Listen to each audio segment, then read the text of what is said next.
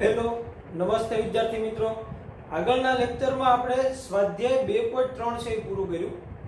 હવે નેક્સ્ટ આપણે પ્રકીર્ણ સ્વાધ્યાય એટલે કે સ્વાધ્યાય 2 એ જોઈએ. એમાં દાખલા નંબર 1 એમાં કીધું સંબંધ f A f of x is equal to x square જ્યાં 0 less than or equal to x less than or equal to 3 એટલે 0 અને 3 ની વચ્ચે હોય x ત્યારે વિધેય છે એ x સ્ક્વેર લેવાનું અને 3 થી 10 એટલે 3 less than or equal to x less than or equal to 10 તો 3x લેવાનું એવું કીધું છે. બે વિધેય છે f of x is equal to x square અને f of x is equal to 3x. પણ જ્યારે x છે એ 0 અને 3 ની વચ્ચે હોય ત્યારે x સ્ક્વેર લેવું, 3 અને 10 ની વચ્ચે હોય ત્યારે 3x લેવું એવું કીધું છે. થી વ્યાખ્યાયિત છે અને સંબંધ g A f of g is equal to x square જ્યાં 0 થી 2 ની વચ્ચે હોય x અને 3x જ્યાં 2 થી 10 ની અંદર હોય x થી વ્યાખ્યાયિત છે. તો સાબિત કરો કે f એ વિધેય છે અને g એ વિધેય નથી.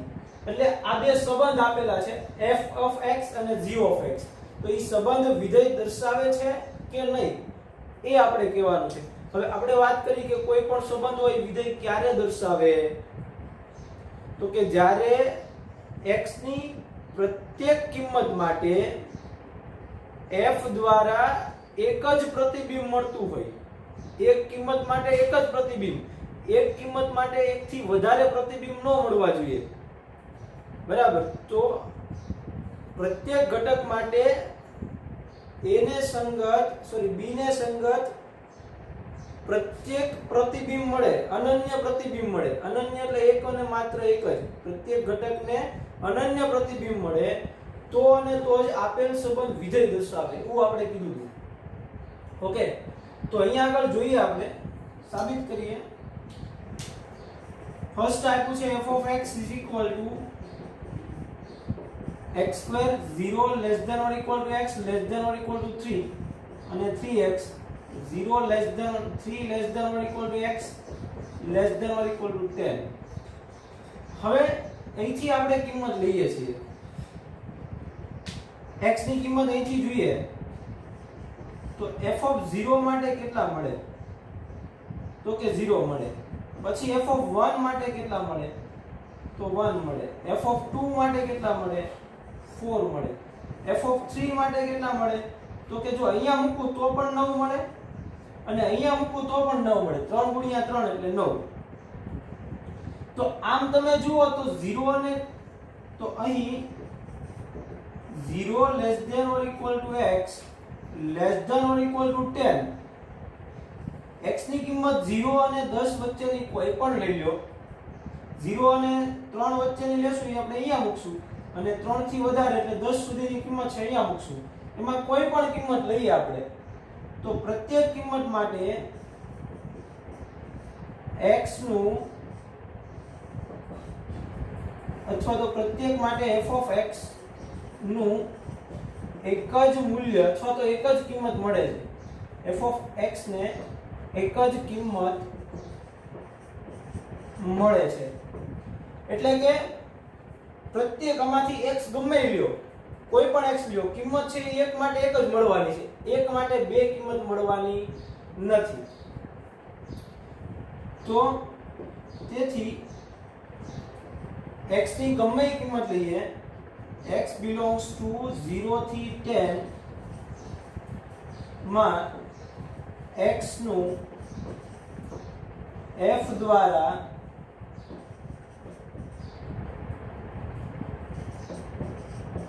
એક જ પ્રતિબિંબ મળે છે. તેથી f એ વિધેય દર્શાવે છે. જો એક કિંમત માટે એકથી વધારે પ્રતિબિંબ મળતા હોય તો એ સંબંધ વિધેય ન દર્શાવે, બાકી સંબંધ છે એ વિધેય દર્શાવે. તો અહીંયા આગળ પ્રત્યેક ઘટક માટે આપણને પ્રતિબિંબ મળવાનું છે અને પ્રત્યેક ઘટકને એક જ પ્રતિબિંબ મળવાનું છે તો વિધેય દર્શાવે છે. હવે નેક્સ્ટ g માટે જોઈએ, વિધેય g માટે. તો g of x માં કેવું છે જુઓ, g of x is equal to x square જ્યારે 0 less than or equal to x less than or equal to 2 અને 3x 0 less 2 less than or equal to x less than or equal to 10. તો અહીંયા આગળ હું f(2) માટે જો અહીંયા કિંમત મૂકીશ તો 4 મળશે અને અહીંયા મૂકીશ g of x is equal to x square માં જો હું x બરાબર 2 લઉં તો 4 મળશે, પણ જો g of x is equal to 3x માં હું x બરાબર 2 લઉં તો 6 મળશે. એટલે અહીંયા આગળ આપણને એક જ કિંમત માટે બે પ્રતિબિંબ મળે છે. કેટલા મળે છે? બે પ્રતિબિંબ મળે છે. તો એ સંબંધ છે એ વિધેય દર્શાવે નહીં. અહીં x બરાબર 2 માટે 4 અને 6 એમ બે પ્રતિબિંબ એમ f of g of x ના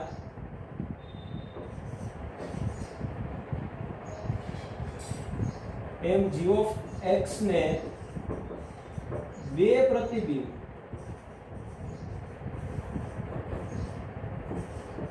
મળતા હોવાથી g એ વિધેય દર્શાવતું નથી. બરાબર, આપણે એ સાબિત કરવાનું હતું કે f વિધેય છે અને g વિધેય નથી એ બતાવો. તો આપણે બતાવ્યું કે ભાઈ f માં કોઈ પણ કિંમત માટે તમે જોશો f of x માં તો એક જ પ્રતિબિંબ મળશે, પણ જ્યારે અહીંયા g of x માં 2 માટે x બરાબર 2 લઉં તો 4 અને 6 એમ બે પ્રતિબિંબ મળે છે, એટલે વિધેય દર્શાવતું નથી. ઓકે, નેક્સ્ટ દાખલો જોઈએ. તો એના પછી દાખલા નંબર 2 એમાં કીધું જો f of x is equal to x square તો f of 1.1 એટલે x બરાબર 1.1 માઈનસ f of 1 એટલે x બરાબર 1 અપોન એના છેદમાં 1.1 માઈનસ 1 ની કિંમત શોધો. એટલે આનું મૂલ્ય મેળવવાનું છે આપણે, અને વિધેય આપણને f of x is equal to x square આપ્યું, એટલે f of x હોય ત્યાં આપણે x square વાળું વિધેય લાગુ પાડવાનું છે.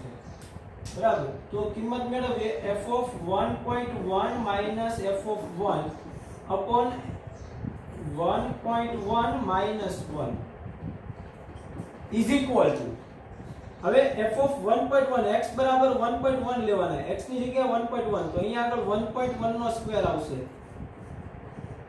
પછી માઈનસ f of 1 એટલે અહીંયા 1 નો સ્ક્વેર આવશે અને છેદમાં 1.1 માઈનસ 1. હવે અહીંયા આગળ ઉપર જુઓ ને તમે અંશમાં તો આપણને આવું આપ્યું છે a square minus b square, a નો સ્ક્વેર માઈનસ b નો સ્ક્વેર. તો તમે આ જાણો છો કે a square minus b square હોય તો બે વર્ગોના તફાવતનો અવયવ પડે, એકવાર માઈનસ અને એકવાર પ્લસ, એટલે કે a માઈનસ b અને a પ્લસ b. તો આ છે અહીંયા લાગુ પાડીએ આપણે. તો જુઓ તો જોઈએ, આનું આવશે 1.1 માઈનસ 1 એકવાર માઈનસ અને એકવાર પ્લસ, એટલે 1.1 પ્લસ 1 અને છેદમાં 1.1 માઈનસ 1. તો અહીંયા આગળ અંશ અને છેદમાં 1.1 માઈનસ 1 આપ્યું છે એ ઉડી જશે, તો આ કેન્સલ થઈ ગયું. તો વધે છે કેટલું? તો કે 1.1 પ્લસ 1, તો 1.1 પ્લસ 1 એટલે 2.1. તો આ થયો એનો જવાબ. ઓકે, પછી નેક્સ્ટ દાખલો છે ત્રીજો. એમાં એવું કીધું કે વિધેય f of x is equal to x square plus 2x plus 1 upon x square minus 2x plus 12 નો પ્રદેશ શોધો. હવે જો અહીંયા આગળ સમય વિધેય આપ્યું છે. કેવું આપ્યું છે? સમય વિધેય. હવે સમય વિધેય આપણે યાદ કરો, થિયરીમાં ભણાવ્યું હતું કે સમય વિધેય હોય એમાં અંશ અને છેદમાં વિધેય આપેલું હોય અને છેદનું વિધેય છે એ ક્યારે 0 થવું જોઈએ નહીં. જો છેદનું વિધેય 0 થાય તો એ વ્યાખ્યાયિત નથી, એટલે આ f of x સમય વિધેય છે એ વ્યાખ્યાયિત થવા માટે છેદ છે A does not equal to 0 હોવો જોઈએ. તો પ્રદેશ આપણે r માંથી કોઈ પણ કિંમત લઈ શકીએ, પણ છેદ 0 ન થાય ને એવી કિંમત લેવાની. તો એના માટે આપણે પહેલા ઊંધું કરશું કે છેદ 0 હોય, છેદ 0 કોના માટે થાય છે ઈ કિંમત મેળવીએ અને ઈ કિંમત r માંથી બાદ કરીએ એટલે ઈ આપણો પ્રદેશ થઈ જાય. સમજાય છે? છેદ 0 થતો હોય જે કિંમત માટે ઈ કિંમત આપણે મેળવી લઈએ, એને આપણે r માંથી બાદ કરી દઈએ એટલે આપણને પ્રદેશ મળી જશે. તો હું અહીંયા કહું કે f of x is equal to x square plus 2x plus 1 upon x square minus 8x plus 12 માં x square minus 8x plus 12 does not equal to 0 માટે વિધેય વ્યાખ્યાયિત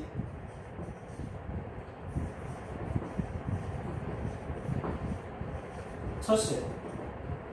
તો એ કિંમત માટે વ્યાખ્યાયિત થાય ડઝ નોટ ઇક્વલ ટુ માટે. તો આપણે અહીંયા આગળ હવે x square minus 8x plus 12 બરાબર હું 0 લઉં. જો આ 0 હોય ત્યારે x ની કઈ કિંમત, એટલે આનો ઉકેલ મેળવીએ આપણે. તો અહીંયા આગળ ભાગ પડી શકે 6 ગુણ્યા 2, 6 વત્તા 2 8 અને 6 ગુણ્યા 2 એટલે 12. તો આના ભાગ પડો અને રાજ કરો. તો x square minus 6x minus 2x plus 12 આ ભાગ પડ્યા એના. તો અહીંથી x કોમન કાઢો એટલે x માઇનસ 6 માઇનસ 2 કોમન કાઢો એટલે x minus 6 is equal to 0. તો આખામાંથી કેટલું કોમન નીકળે? તો કે x માઇનસ 6. તો x માઇનસ 6 બરાબર 0 અથવા x માઇનસ 2 બરાબર 0. જો બે સંખ્યાનો ગુણાકાર 0 ક્યારે થાય? તો કે બે માંથી એક 0 હોય ત્યારે. એટલે કે x માઇનસ 6 બરાબર 0 હોય અથવા x માઇનસ 2 બરાબર 0. તો તેથી x બરાબર મળ્યા 6 અથવા x બરાબર 2. તો અહીંયા આપણે એક નક્કી થઈ ગયું કે જો x બરાબર 6 લઉં તો છેદ 0 થાય અને x બરાબર 2 લઉં તો છેદ 0 થાય. તો x ની કઈ કિંમત માટે છેદ 0 થયો? 6 અને 2 માટે. તો એ બાદ કરી દો. અહીં x બરાબર 6 અને x બરાબર 2 માટે x square minus 8x plus 12 0 હોવાથી f નો પ્રદેશ, એટલે f ના પ્રદેશને આપણે કઈ રીતે લખીએ છીએ? df વડે. f નો ડોમાઇન એટલે પ્રદેશ df ઇઝ ઇક્વલ ટુ, તો કે કિંમત સિવાયનો એટલે કે r માઇનસ 2,6 થશે. લ્યો મળી ગયો પ્રદેશ. આપણને પ્રદેશ મેળવવાનો કીધો છે આ વિધેયનો. તો કે 2 અને 6 સિવાયની r માંથી કોઈ પણ કિંમત લઈ લ્યો એટલે આ વિધેય છે એ વ્યાખ્યાયિત થાય. ઓકે, નેક્સ્ટ દાખલા નંબર 4. એમાં એવું કીધું કે f of x = √x - 1 થી વ્યાખ્યાયિત વાસ્તવિક વિધેય f નો પ્રદેશ અને વિસ્તાર શોધો. જો વાસ્તવિક વિધેય પર વ્યાખ્યાયિત છે એટલે કે r પર, તો r માંથી x ની કિંમત લેવાની, પણ આનું સમાધાન થતું હોવું જોઈએ એવી કિંમત લેવાની. r માંથી લેવાની એટલે બધી કિંમત નહીં લઈ લેવાની. તો કેવી કિંમત નહીં લેવાની અને કેવી કિંમત લેવાની ઈ જોઈએ આપણે. તો કે અંડરરૂટ છે એમાં ક્યારે માઈનસ ન આવવું જોઈએ. તો અંડરરૂટ હોવાથી f of x = √x - 1 વિધેય એવું આપ્યું છે આપણને રૂટ વાળું, એટલે x - 1 ઓલવેઝ 0 અથવા એના કરતા મોટું હોવું જોઈએ. તો પ્રદેશ નક્કી કરીએ પહેલા. અહીં f of x = √x - 1 હોવાથી x - 1 always greater than or equal to 0 થવું જોઈએ. ઋણ ન મળવું જોઈએ. ટૂંકમાં x - 1 છે એ ઋણ ન મળવું. જો ઋણ મળે તો આ રૂટમાં માઈનસ આવે અને રૂટમાં માઈનસ છે હજી આપણે શક્ય નથી. હજી શક્ય નથી એવો શબ્દ એટલા માટે કે આગળ સંકર સંખ્યા નામનું ચેપ્ટર આવશે. એમાં પાછું અંડરરૂટ નું માઈનસ અંડરરૂટ હોય તો એની આપણને રૂટ નીકળશે, પણ અહીંયા આગળ નીકળશે નહીં. તો આ કેવું હોવું જોઈએ? Greater than or equal to 0. એટલે કે આ 1 ને પેલી બાજુ લઈ જાવ તો x છે એ greater than or equal to 1 હોવું જોઈએ. તો આ વ્યાખ્યાયિત થવા માટે x ની કિંમત કેવી હોવી જોઈએ? 1 અથવા એના કરતા મોટી. એટલે x greater than or equal to 1. તો પ્રદેશ આપણે નક્કી થઈ ગયો કે df is equal to સૌરત અંતરાલ 1 થી ઇન્ફાઇનાઇટ. કેવો હોવો જોઈએ? સૌરત અંતરાલ 1 થી ઇન્ફાઇનાઇટ એનો પ્રદેશ. હવે આપણે એનો વિસ્તાર મેળવવાનો છે. વિસ્તાર જુઓ તમે તો એ આમના મળી જશે કે x બરાબર 1 લઉં તો 0, પછી 1 કરતા મોટી કિંમત લેતો જાઓ એટલે 0 કરતા મોટી કિંમત મળે અહીંયા આગળ. તો આ કેવું હોવાથી અહીં f of x = √x - 1 greater than or equal to 0 હોવાથી rf is equal to એટલે કે રેન્જ વિસ્તાર f નો વિસ્તાર કેટલો મળશે? તો કે સૌરત અંતરાલ 0 થી ઇન્ફાઇનાઇટ. સૌરભ અંતરાલ 0 થી ઇન્ફાઇનાઇટ સુધી. તો આ રીતે વિધેયના પ્રદેશ અને વિસ્તાર. પ્રદેશ નક્કી પહેલા જોવાનું કે વિધેય કેવું આપ્યું છે, એના પરથી પ્રદેશ નક્કી થાય અને પછી એના પરથી વિસ્તાર મળશે. ઓકે, નેક્સ્ટ દાખલો જોઈએ. ચલો, એના પછી દાખલા નંબર 5. એમાં કીધું છે f(x) mod x - 1 થી વ્યાખ્યાયિત વાસ્તવિક વિધેય f નો પ્રદેશ અને વિસ્તાર શોધો. mod x - 1 આપ્યું છે, માનાંક વિધેય આપ્યું છે આપણને. થી વ્યાખ્યાયિત વાસ્તવિક વિધેય એટલે વાસ્તવિક વિધેય પરથી વ્યાખ્યાયિત છે તેનો પ્રદેશ અને વિસ્તાર. તો માનાંક વિધેયમાં x ની તો કોઈ પણ કિંમત લઈ શકાય. જો √2 હોય તો આપણે જોવું પડે કે √માં માઈનસ ન થવું જોઈએ, એટલે x ની કિંમત એવી લેવી પડે.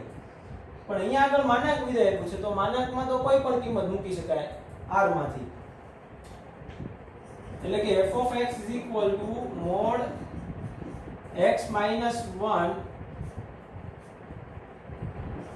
માટે df એનો પ્રદેશ x ની કોઈ પણ કિંમત લઈ શકાય માટે x belongs to r બરાબર. કેમ કે વાસ્તવિક વિધેય પર આધારિત છે વિધેય, એટલે કે f from r થી r આપેલું છે.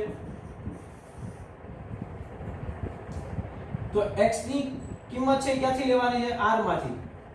કોઈ પણ કિંમત લઈ શકાય એટલે એનો પ્રદેશ છે એ આપણે, તેથી df એટલે એનો પ્રદેશ કેટલો થાય તો કે r. r એટલે -ઇન્ફિનિટી થી +ઇન્ફિનિટી. હવે આપણે જાણીએ છીએ કે માનાંક વિધેયમાં તમે કોઈ પણ કિંમત મૂકો x ની, જો ધન આવતી હોય તો એ ધન જ હશે, પણ જો માનાંકમાં માઈનસ હોય તો એ કેવું થઈ જાય? પ્લસ થઈ જાય. એ તો ખબર છે આપણને, કેમ કે જો -2 હોય, mod -2 માનાંકની અંદર -2 તો એને આપણે +2 કહેવાય માનાંક કાઢો એટલે. બરાબર. તો અહીંયા આગળ માઈનસ જેટલી કિંમત મળશે આપણને મોડમાં એ બધી કેવી થઈ જશે તો કે પ્લસ. તો કે x belongs to r માટે mod x - 1 હંમેશા 0 અથવા એના કરતા મોટી મળે. જો હું x બરાબર 1 લઉં તો 1 - 1 0 મળશે, પણ 0 લઉં તો -1, x બરાબર 0 લઉં તો -1. -1 નું માનાંક કાઢું એટલે કેવું થઈ જાય? +1.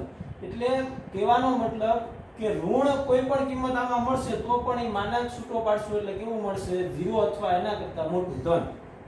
એટલે કે mod x ≥ 0 હોય થશે. x belongs to r માટે આ ≥ 0 થશે. તેથી rf એટલે કે f નો વિસ્તાર 0 અથવા એના કરતા મોટો એટલે કે 0 થી ઇન્ફાઇનાઇટ, સૌરભ અંતરાલ 0, ઇન્ફાઇનાઇટ સુધી.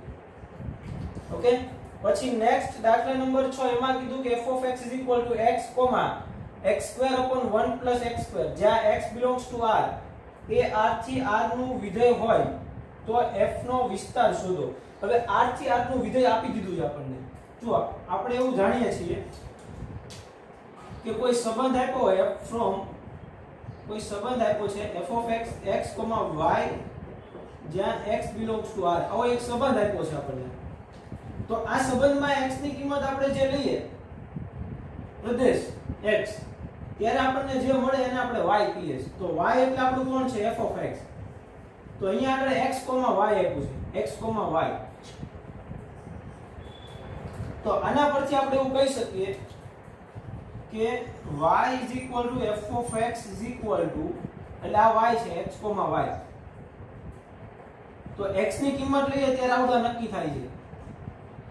x લઈએ ત્યારે આ નક્કી થાય છે. એટલે જે x લેવાથી જે કિંમત મળતી હોય કોણ હોય? વિસ્તાર હોય, એટલે કે y છે.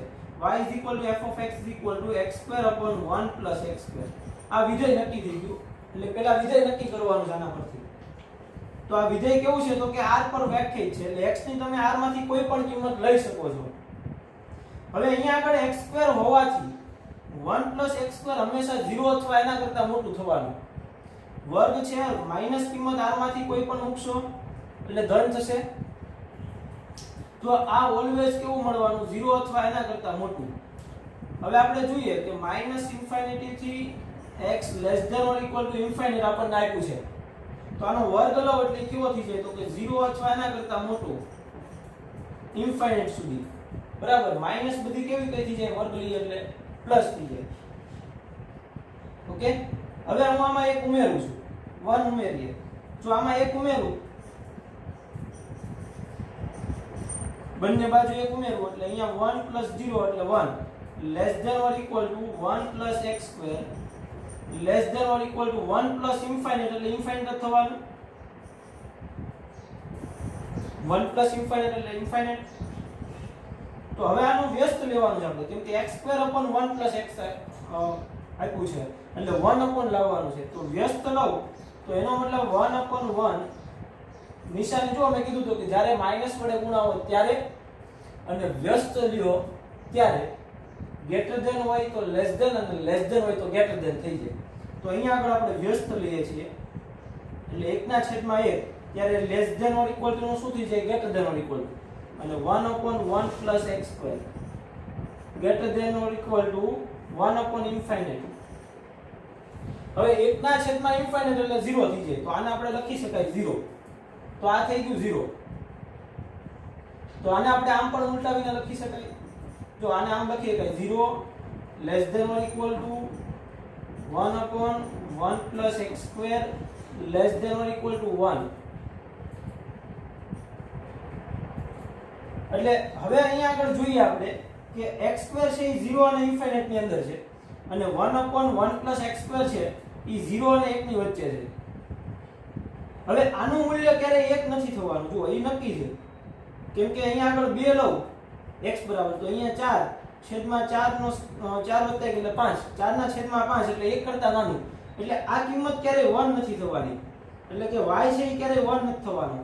તો અહીંયા આગળ આપણે લઈ શકાય નહીં, એ પછી લખીએ કે તેથી હવે આ બેને ભેગું કરીએ x² એના છેદમાં આવડવા, તો બેનો છેદગણ એટલે બેનું સમાધાન કરતું એવી કિંમત કઈ આવે તો કે 0 થી 1 ની અંદર.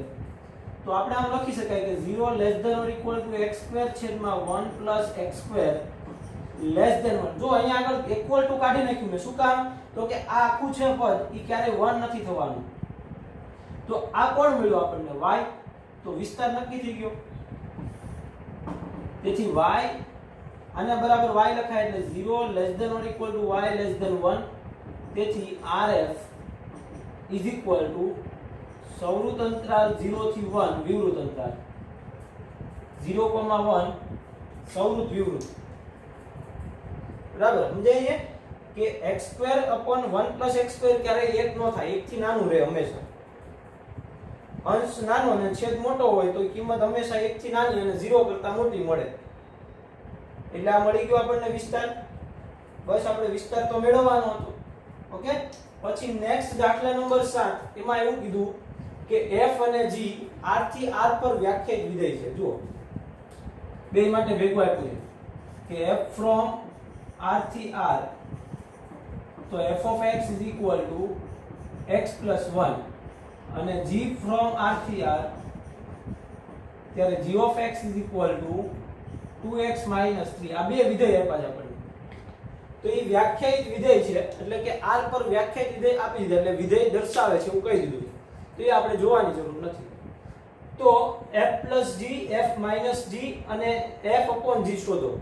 એટલે બેઝિક ક્રિયાઓ જે બે વિધેયનો સરવાળો, બે વિધેયની બાદબાકી, બે વિધેયનો ભાગાકાર એ આપણે મેળવવાનું છે. તો પહેલા જોઈએ f plus g of x એટલે કે f of x plus g of x. આ બેઝિક ક્રિયાઓ આપણે ભણી ગયા થિયરીમાં. બરાબર, તો f plus g of x equal to આપણે લખીએ કે f of x plus g of x. તો f of x એટલે x plus 1 અને g of x એટલે 2x minus 3. તો બેનો સરવાળો લો, x plus x કેટલા થયા 3x અને 1 minus 3x એટલે minus 2. એટલે આ મળી ગયો આપણને f plus g of x. એ જ રીતે તફાવત જોઈએ minus f minus g of x. તો અહીંયા આગળ આવશે f of x minus g of x. તો f of x એટલે કેટલા છે તો કે x plus 1 minus g of x એટલે minus 2x minus 3. હવે આ માઈનસ ની અંદર કોણ આવું એટલે x plus 1 minus 2x અને આ માઈનસ માઈનસ plus 3. તો જુઓ જોઈ 1 + 1 + 3 એટલે કેટલા થયા 4 અને x - 2x એટલે -x તો આ મળી ગયો આપણને f - g of x તફાવત બે વિધેયનો તફાવત હવે જોઈએ ભાગાકાર f/g of x એટલે લખાય f(x) / g of x પણ સમય વિધેય માટે આપણે વાત કરી હતી કે છેદ છે 0 ન હોવો જોઈએ તો આ કોના માટે હોય તો કે g of x does not equal to 0 માટે તો g of x કેટલું આપ્યું છે આના પરથી આપણે જોવું પડે હો પાછું કે આ does not equal to 0 એટલે 2x - 3 does not equal to 0 3 ને પહેલી બાજુ જોવા દો એટલે 2x does not equal to 3 તો x does not equal to 3/2 માટે એટલે x છે ઈ does not equal to 3/2 હોવું જોઈએ તો ભાગાકાર ક્યારે વ્યાખ્યાયિત છે તો કે x does not equal to 3/2 માટે બરાબર તો હવે જોઈએ આપણે તો x + 1 છેદમાં 2x - 3 x does not equal to 3/2 માટે આ લખવું પડે આ એટલે f/g of x